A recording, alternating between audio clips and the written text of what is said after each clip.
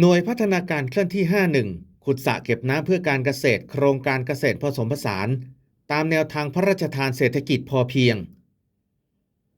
เมื่อวันที่ 21 มิถุนายน 2569 กองบัญชาการกองทัพไทยโดยหน่วยพัฒนาการเคลื่อนที่ 51 สำนักงานพัฒนาภาค 5 หน่วยบัญชาการทหารพัฒนาจัดกำลังพลชุดปฏิบัติงานช่างชอพัฒนาและเจ้าหน้าที่หน่วยพัฒนาคุณภาพชีวิตพร้อมยุทโธปกรณ์เข้าดำเนินการโครงการเกษตรผสมผสานตามแนวพระราชทานเศรษฐกิจพอเพียง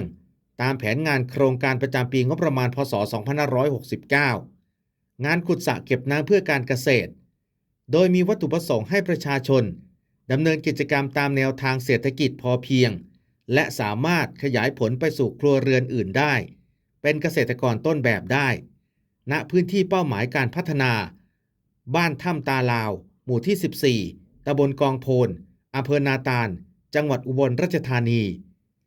ขอบคุณภาพและข่าวจากฝ่ายกิจการพลเรือนหน่วยพัฒนาการเคลื่อนที่